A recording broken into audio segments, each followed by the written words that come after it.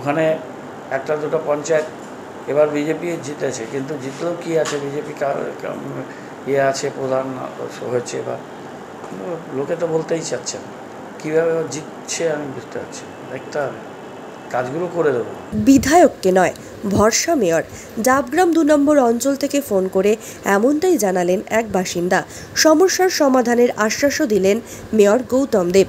শনিবার talk to mayor কর্মসূচিতে একাধিক মানুষের সমস্যার কথা শোনেন মেয়র গৌতম দেব। তবে নিজের এলাকার বাইরের মানুষেরাও এবার ভরসা রাখছে মেয়র গৌতম দেবের ওপর। বিগত সময়ে ডাবগ্রাম ফুলবাড়ির বিধায়ক ছিলেন গৌতম দেব। উন্নয়নের কাজও হয়েছিল এক প্রকার দ্রুত গতিতে। তবে মানুষ আরও উন্নয়নের আশায় গৌতম দেবকে সরিয়ে ভরসা রেখেছিল বিজেপির ওপর। তবে সবটাই বৃথা। তাই নিজেদের সমস্যার সমাধান চেয়ে টক টু মেয়রে সরাসরি মেয়রকে তাদের অসুবিধার কথা জানাচ্ছেন তারা। কাতর আবেদনে তারা এদিন তাদের সমস্যার কথা জানান। অন্যদিকে মেয়র তাদের সমস্ত বিষয় গুরুত্ব সহকারে দেখবার আশ্বাস দেন এদিন। দু চারটে তো কাকে বলবে, বুঝতে না পেরে করছে, আমি সেগুলো ব্যবস্থা তো নিচ্ছি, বলেও দিচ্ছি আশেপাশে। এটা আজকে যেটা এসেছিল, ওর বাড়িটা 14 নম্বরে, মানে একটা প্রপার্টি আছে ওদের, কিন্তু থাকে ইয়েতে ওই মেডিকেল।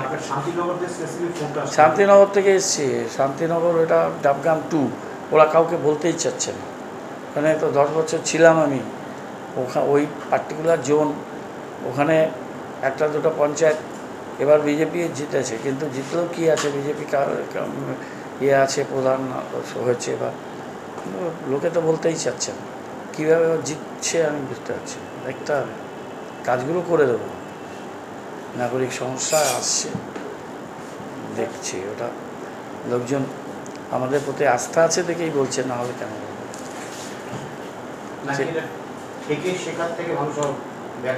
থেকে শেখা কিছু না, মানুষের মনোভাব, এটা নিয়ে ওটাকে শ্রদ্ধাই জানাতে হবে।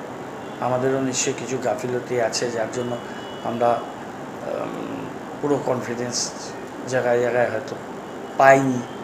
সে তার যোগ্য হওয়ার চেষ্টা করতে হবে। আমি তো টায়ারলেস কাজ করছি, এটা কেউ বলতে পারবে না যে কিছু